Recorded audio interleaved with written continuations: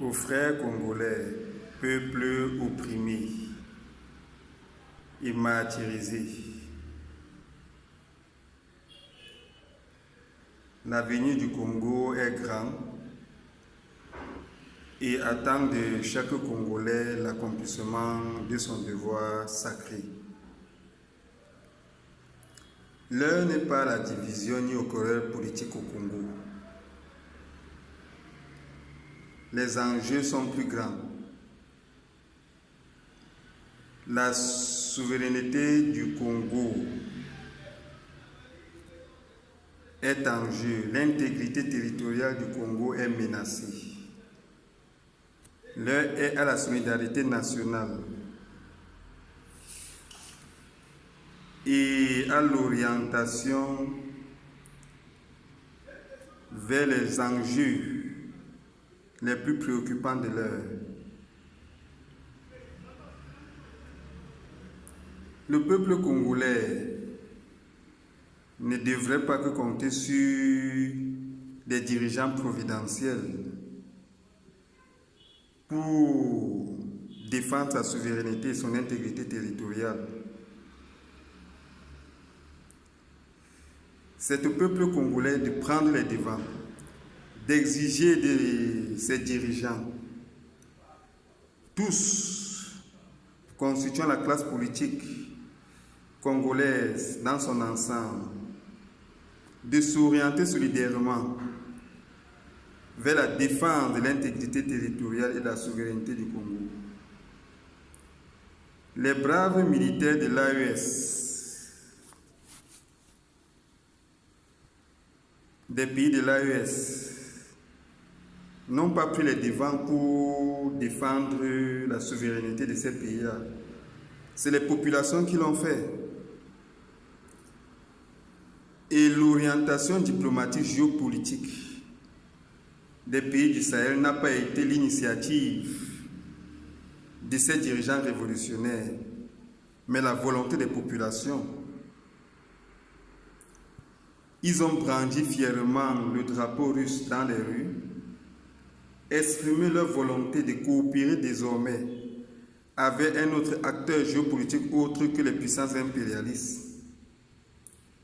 Et les dirigeants qui sont à la tête de ces États actuellement là ont compris leurs aspirations et ont adhéré à leur cause et réalisent jusqu'aujourd'hui que les conditions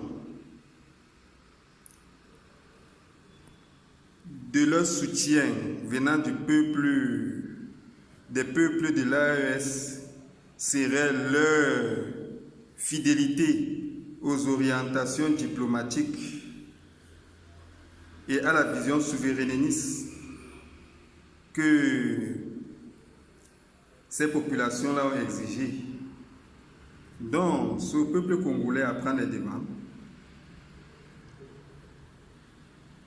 à revendiquer une orientation diplomatique autre que celle traditionnelle avec les puissances impérialistes. Une autre orientation diplomatique qui a permis le salut des nations jadis sous la domination impérialiste, telles que la Corée du Nord ou Cuba, ou la Chine par exemple, qui sous la domination occidentale étaient misérables, mais en s'orientant vers la matrice socialiste et anti-impérialiste mondiale qui était l'Union soviétique, se sont affranchis de l'emprise impériale occidentale et aujourd'hui émergent,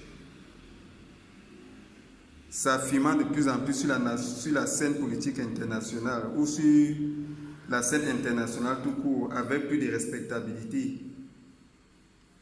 Et donc, ce peuple congolais a exigé une réorientation diplomatique de leur gouvernement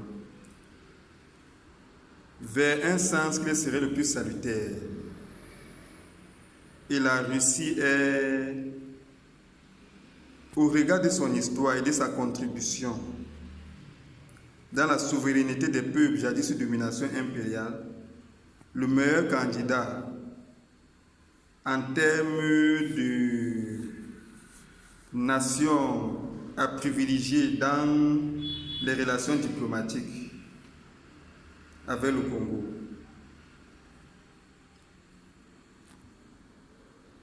Il est temps pour le peuple congolais de cesser de s'inscrire dans une logique de division et de s'orienter vers une dynamique